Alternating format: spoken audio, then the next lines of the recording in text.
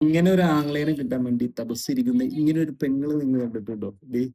ൊക്കെ വീട്ടിലെ മകനോ സഹോദരനോ ഇങ്ങനെ ഒരു അബദ്ധം പറ്റിയാൽ അല്ലെങ്കിൽ ഓക്കെ ഒരു തെറ്റ് തന്നെ ആയിക്കോട്ടെ, ഇങ്ങനെ ഒരു തെറ്റ് പറ്റിയാൽ നിങ്ങൾ ഇങ്ങനെ എറിഞ്ഞു കൊടുക്കോ? ഇതിൽ വൈറ്റ് വാഷും കൊണ്ട് രാഹുൽ മാങ്കൂട്ടത്തെ വിളിപ്പിക്കാൻ ഇറങ്ങിയതല്ല ഞാൻ. സ്ത്രീയും പുരുഷനും അവർ തമ്മിലുള്ള ബന്ധം തകരുമ്പോൾ ഉണ്ടാകുന്ന കേരളത്തിലെ ആണുങ്ങൾക്ക് വേണ്ടി സംസാരിക്കുന്ന എന്നുള്ളത് തെളിവായിട്ടുണ്ട്.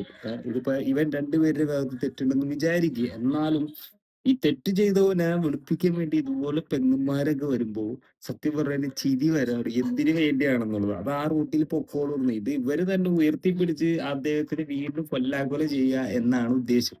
ഈ MLA മന്ത്രിയോ അല്ലെങ്കിൽ പറഞ്ഞ പഞ്ചായത്തിലോ എവിടെയൊക്കെ ആകുമ്പോ ഓൾമോസ്റ്റ് നമ്മളൊരു സത്യപ്രതിജ്ഞയും ഏത് ഈ സാധനം നിയമം വഴി സ്ഥാപിതമായ ഭാരതത്തിന്റെ ഭരണഘടനയോട് ഞാൻ നിർവ്യാജമായ വിശ്വസ്തതയും കൂറും പുലർത്തുമെന്നും ഞാൻ ഭാരതത്തിന്റെ പരമാധികാരവും അഖണ്ഡതയും നിലനിർത്തുമെന്നും ഞാൻ ഏറ്റെടുക്കുവാൻ പോകുന്ന കർത്തവ്യം ഞാൻ വിശ്വസ്തയോടുകൂടി നിർവഹിക്കുമെന്നും ദൈവത്തിന്റെ നാമത്തിൽ സത്യപ്രതിജ്ഞ ഇതുപോലെ ചെയ്തിട്ട് പാലിക്കുന്ന ഒരു വ്യക്തി, അതായത് ഞാൻ എന്റെ രാജ്യത്തെയും രാജ്യത്തെ പെണ്ണുങ്ങളെയും ഗർഭമില്ലാത്തവർക്ക് ഗർഭവും കെട്ടിയവന്മാരില്ലാത്തവർക്ക് കെട്ടിയവന്മാരും അങ്ങനെ ചെയ്തു കൊടുക്കും എന്നുള്ളതാണ് ശരിക്കും അതിന്റെ ഉത്തരം.